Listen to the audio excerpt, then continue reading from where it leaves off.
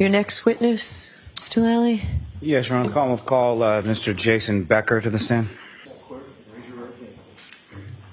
Do you solemnly swear the honesty of the court and jury in the case down here and should be the truth, the whole truth, and nothing but the truth, so help you God? I do. Thank you.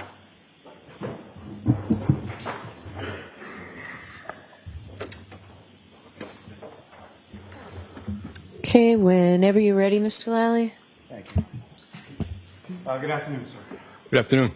Could you please state your name and spell your last name for the jury? First name is Jason. Last name is Becker. Becker. And what do you do for work, sir? I'm a firefighter paramedic at the Canton Fire Department. And how long have you been a member of the Canton Fire Department? 5.5 years. And prior to that, what, if any, other employment did you have sort of within that same field? I worked at Found Ambulance and South Shore Hospital. How long did you work at each of those respective positions? Found Ambulance was about 5 years. South Shore Hospital, approximately 3 years. And with regard to South Shore Hospital, what is it that you did there? I was a nursing assistant in the emergency room. And with regard to your work as a firefighter paramedic for the Canton Fire Department, you a certified paramedic? Yes. And when did you first receive that certification? October 2021. And is that something that you receive, or when you receive that, is something that goes on in perpetuity, or is that something that you have a continuing educational component or a recertification? It's Con Ed education. Every 2 years you have to recertify. Now, sir, if I could turn your attention to January 28th, 2022 into January 29th, 2022. Were you working on that occasion? I was. And where were you assigned? I'm sorry. What type of shift were you working on that occasion? What type of shift? Yes, like what hour to what hour? 8 a.m. to 8 a.m., 24 hours. So 8 a.m. on the 28th until 8 a.m. on the 29th. Correct. And where were you assigned on that day? I was at Canton, Station 2, Ambulance 2. And who, if anyone else, was assigned with you to Ambulance 2 at Station 2 on that day? Daniel Whitley, firefighter Daniel Whitley. Now, at some point when you were working on the 29th, shortly after 6 a.m. or so, did you become aware of a call for station house number 1? Yes. And what, if anything, were you aware of as far as that earlier call? As far as we know, it was a man down the road, initial, and I believe it was upgraded eventually to CPR in progress. Now, at some point following that, approximately 6:41 a.m. or so, did you, your station, dispatch to Fairview Road? Yes. And in regard to A psych eval, possible Section 12. And in addition to yourself and firefighter Whitley in Ambulance 2, what, if any, other sort of vehicles were dispatched by your department to that call as well? Canton Engine 3. And if you know, who, if anyone, was on Canton Engine 3 at that time? Lieutenant Greg Woodbury, firefighter Sam Park. Now, with regard to the ambulance that you were in with firefighter Whitley, what were sort of let me ask you this. Between sort of call volume, what, if any, sort of policy or protocol is there as far as who does what on a particular call? We switch off. And so on this particular call that you were dispatched to Fairview Road, what were sort of each of your respective duties and responsibilities between yourself and firefighter Whitley? Firefighter Whitley was the driver at that point, and it was my tech, is what it's called. So the next patient would be mine. And so as sort of you were the lead tech on this, is that correct? Correct. And so as far as the lead tech's role, what, if any, duties or responsibilities do you have in regard to writing a report? It's my report. That'd be right. May I approach the witness? Yes.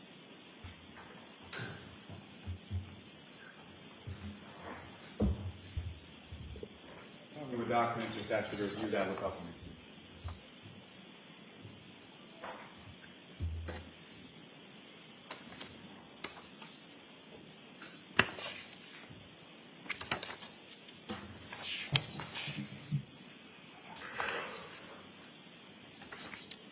The first report up here is the engines. Second one would be mine.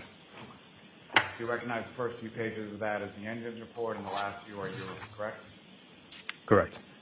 And that's your report with relation to this dispatch and this call, correct? Correct.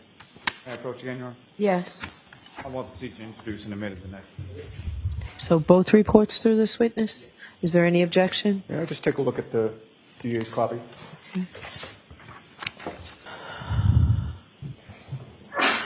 Bless you. Bless you.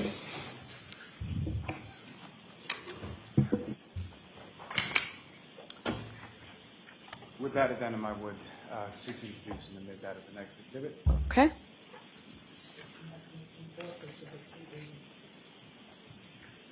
And, Your Honor, with the court's permission, can I return the report to the witness? for Yes.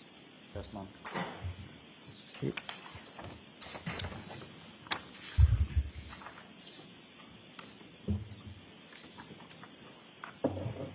Now, sir, when you first sort of arrive in the area of 34, when you arrive in the area of Fairview Road, what, if anything, is it that you first observe upon your arrival? Coming down the street or on scene? Yes, coming down the street. Coming down the street, see the live police lights. You can see the fire engine, and I believe I said it's one black SUV. And where is it that you and the ambulance sort of park in reference to those other vehicles that you see? I believe we parked. If the SUV was facing towards us, we parked to the left. I don't recall where the police cruiser was, though. And when you first arrive there, who, if anyone, is it that you first speak with when you get there? When we got out of the ambulance, I passed Officer Saraf and Officer Mulaney. They kind of briefed us, and then I walked over to the black SUV. And when you walk over to the black SUV, who is it that you observe in that black SUV? I saw two females. And of those two females, do you see one of them in the courtroom today? I do. Could you just identify as to where she's seated or an article of clothing that she's wearing? Right over there, the jacket on. That's the record reflect identification of the defendant by the Okay. Now, with respect to the defendant, Ms. Reed, where within the vehicle is she when you first come up to the vehicle and observe? When I remember, she was in the front passenger seat. And what, if any, knowledge did you have as far as the defendant, Ms. Reed, and her relationship to the earlier call that ambulance wanted been dispatched with?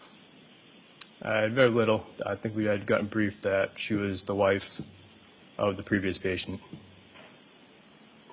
And was that something that she had stated or something that somebody else had stated? Where does that awareness come I from? believe it was one of the Canton police officers that said it.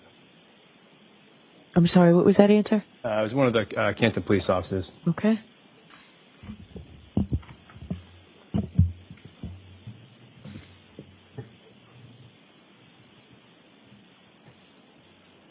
And so when you walk up to the car, what is it that you say to her, or what, if any, conversation did you have with Ms. Reed at that point? So I went up to the window and introduced myself and just kind of asked her what was going on. And how did she respond to that? She was kind of, she was distraught. She was crying. She kind of told us that the statements she may have made, she didn't mean it because of the current events that she had just gone through. What, if anything, did she say about that? If anything, did she say about what she had gone through? That she had just done CPR on her husband. And so she referred to him as her husband as well? Yes. And this conversation that you had sort of at the side of the SUV, is that through the door, through the window? From what I recall, it was through the window. And at some point, does the conversation move to the ambulance? Correct. About how long was the conversation at the vehicle before the conversation shifted to the ambulance? 5 to 10 minutes. And as far as your dispatch for a psych or a section 12, correct? Correct. Can you explain to the jury sort of that process, just in general terms first, as far as what does that process entail? And when we get on scene Yes. for a section, Yes, please. we go on scene, we kind of look at the environment, see what the environment's like, see if the patient's cooperative, uncooperative, what their demeanor is, if there's any obvious self-harm. If there's none, we kind of go up and talk to them, get a report, and ask them some basic triage questions. And is that sort of the policy or the protocol or what you followed in this instance with Ms. Reed? Correct. Now, beyond what she had indicated to you initially, what, if anything, was she asking you during the course of your conversation with her once you were in the ambulance? She kept asking if he was dead or could he be dead. Is that something that she said once or more than once or something else? More than once. And could you describe sort of the tone of her voice when she was saying? It was kind of like it was a rapid kind of pressured speech. She was just a lot repetitive. And as you were speaking with her, what, if any, observations did you make of her facial area? She had blood on her face and her neck and her blood around her mouth, her neck and chin. So with regard to sort of any earlier suicidal statements, what, if anything, did she say in relation to that? She said she made him because she just went through a traumatic event, seeing her husband dead, and she had no plan on acting on it. Now, pursuant to a Section 12 call, what, if anything, are you doing as far as documentation goes with respect to vital signs, things like that? Well, it depends on the situation. In a situation with misreads, I took a regular, just vital signs, pulse oximetry to see her heart rate. But for someone like a female psych patient, it's more verbal. And as far as any of those sort of vital signs and things that you took, what, if anything, abnormal did you note in regard to that? There was nothing too abnormal. Just the heart rate might have been a little bit high, but within normal range. Could you please keep your voice up, sir? Thank you. Sorry. With the vital signs, her heart rate was a little high. It was 98, but it was nothing concerning. During the time that you're having this conversation with her in the back of the ambulance, how would you describe it as well? She would have periods of calmness, and then other periods she would appear agitated because she didn't want to go to the hospital. But all in all, she was cooperative with us.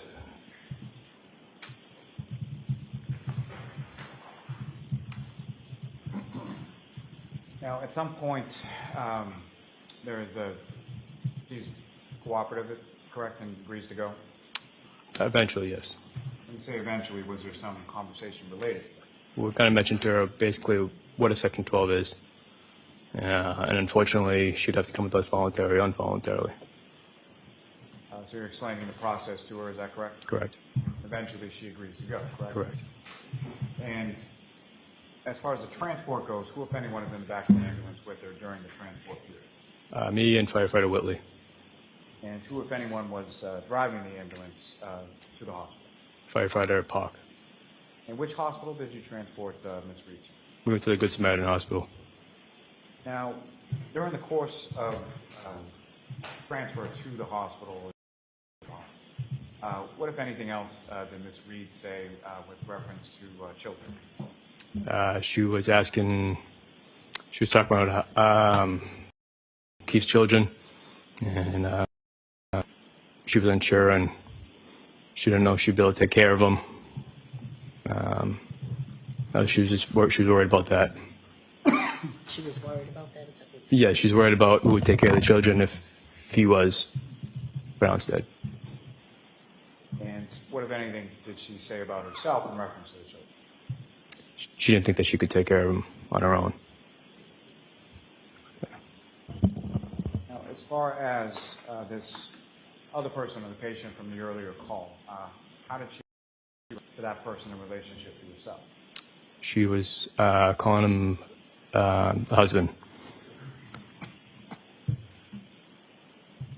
Now, with reference to this particular, with reference to Ms. Reed in this conversation, what, if anything, did she say in regard to the last time that she had spoken to who she called her husband? She had said that they had gotten into an argument. She was sad because that was the last thing she had said to him, was the argument, but she didn't go into detail on what the argument was about or what was said.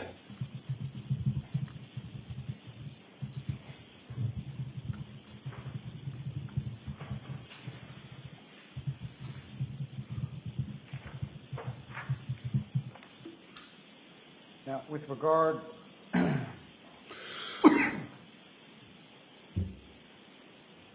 to her speaking about the children, what, if any, further conversation did either yourself or firefighter Whitby have with her in regard to that? With children? Yes. I don't recall.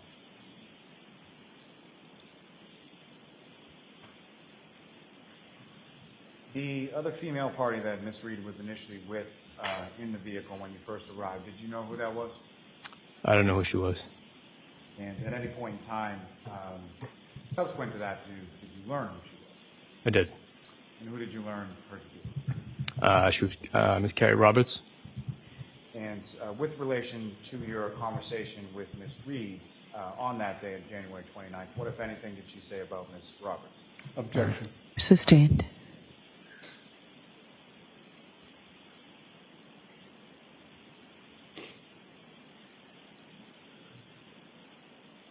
The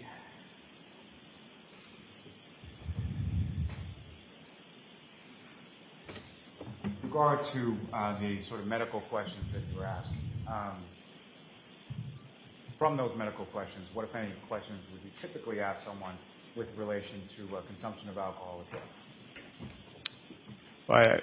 Well, part of the psych assessment, I asked if she had taken any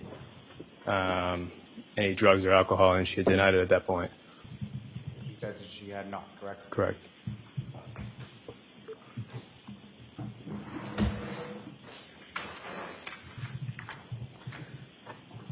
The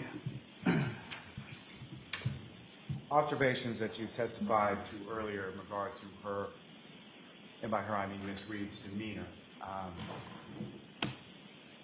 did that change at all during the course of your interaction with her, or was that consistent throughout? Demeanor, as in. It's a poorly phrased question. I'm going to try and rephrase it for you. So, with regard to her demeanor throughout the course of your interaction with her, how would you describe that? She was cooperative. Then she'd be calm, and then eventually she would kind of get a little agitated and repetitive questions. But she seemed distraught.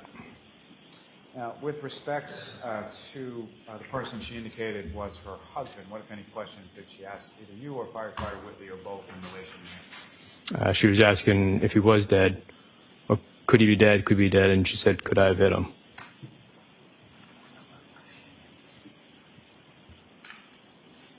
Was that something that she asked once or more than once? It wasn't a lot. It was more of, could he be dead, could he be dead? So somewhat repetitive, is that correct? Correct. Just one moment, Your Honor. Yes.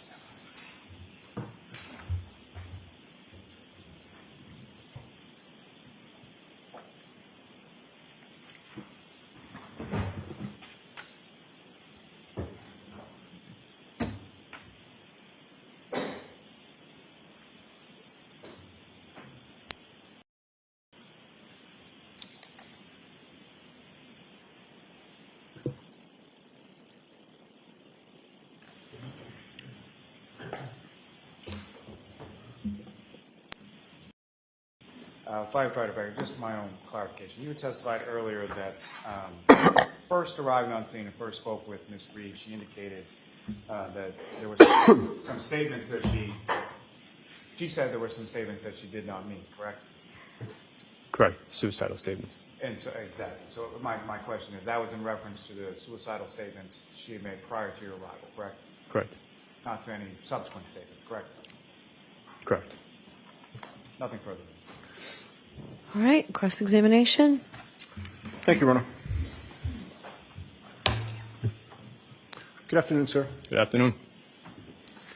You and I have never met, right? I don't believe so.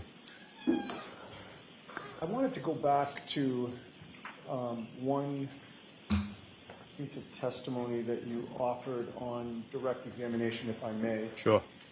You had, in response to a question from the prosecutor about the medical history and your question to Ms. Reed about whether she had had any alcohol to drink. I believe your answer today was she denied having drank alcohol the night before?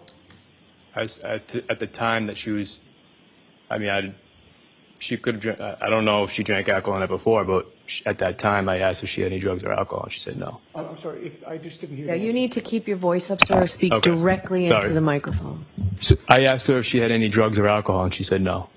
Oh, if she had any drugs. Well, if she'd taken any drugs or alcohol, she said no. Did you specify a time period? I just assumed it'd be in the last few hours for the reason why we were there. Oh, I see. Okay. Unsure if she had alcohol days prior, but for the reason why we were there. Okay. So, was it your understanding that the two of you had an understanding of what you were asking? Sure. Objection, move to Yeah, strike. yeah. So the objection sustained. It's stricken. Ask the question differently, Ms. Giannetti. Thank you, Your Honor. All right, so I guess with regard to your intent and your state of mind when you were asking that question, you were asking, had you taken any drugs or alcohol within the last few hours? That's what you meant to ask? Objection. So the objection sustained. What did you specifically ask? So when I ask a patient if any drugs or alcohol, I'm talking about at that point in time, but an hour before, 2 hours before, not days before, weeks before. Okay. So- And this was at 6:40 in the morning, Correct. Did you smell any alcohol on her at that time? I did not. Okay. You would agree that she did tell you at some point that she had had alcohol the night before, correct? No. All right. So this is now, what's today, May 3rd of 2024? Correct. And this happened back in January, on January 29th of 2022? Correct. You were interviewed by a Trooper Michael Proctor on February 14th of 2022. Do you recall that? I recall meeting with him, yes. And February 14th of 2022 would have been a little bit more than 2 weeks after January 29th of 2022, correct? Correct.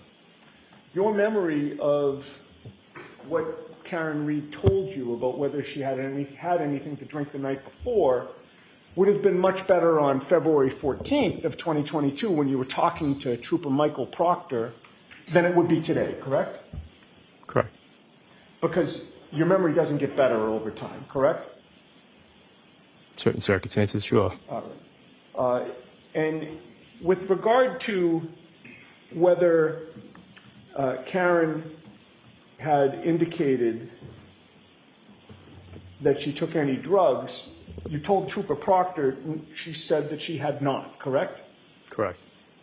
With regard to whether she had had alcohol the night before, you told Trooper Proctor on February 14th of 2022 that she did consume alcohol last night, correct? Objection, Your Honor. All right, I'm going to see a sidebar on this. Please bring that with you, please. With your permission, I'll repeat the question. Sure. You told Trooper Proctor on February 14th of 2022 that Karen had told you that she did consume alcohol the previous night, correct? If that's in his notes, Well, is your memory exhausted as to whether you told him that? I don't recall. If you saw his report with your statements in it, would that refresh your memory? Sure. It's a two-page report. I'll give you both, actually. It's a two-page report. I'll give you both pages, but I have highlighted a line on the second page, so I would direct you to that. May I approach? Yes. And take your time reading it, sir. Yes, yeah, and please read it silently to yourself and look up at me when you're done.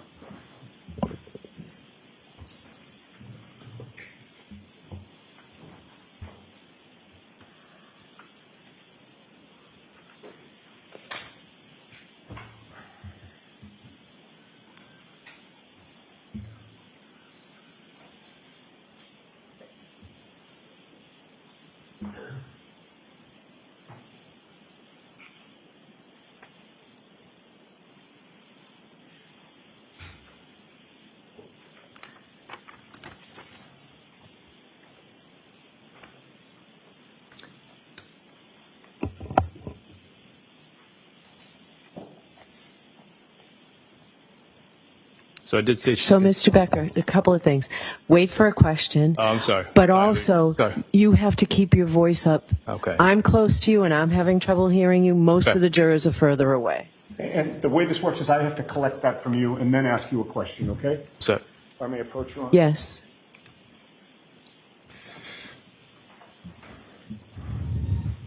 Having reviewed that document, does that refresh your memory as to whether or not Karen Reed, or strike that? Having reviewed that report, does that refresh your memory as to the fact that you... Does that refresh your memory? Does that refresh your memory? it does. Okay. And so did you tell Trooper Proctor on February 14th that Karen Reed had told you on January 29th that she had consumed alcohol the night before that? Sure. Yes. Okay.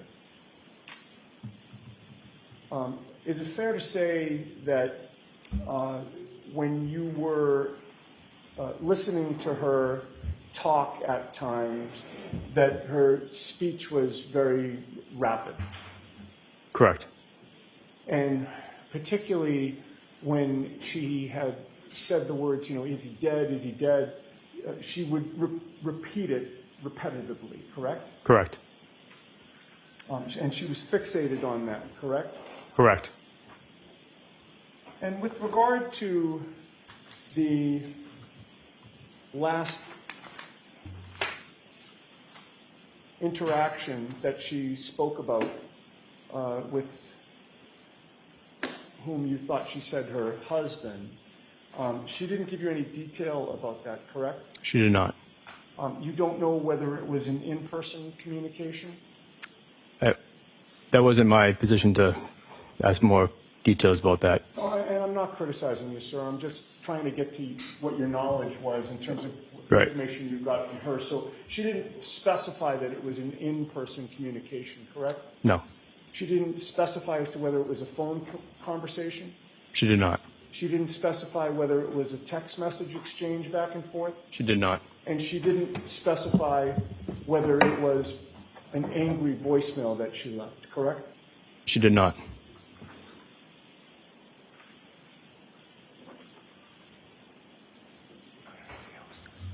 I have no further questions. Thank you. Just one moment, Your Honor. Okay.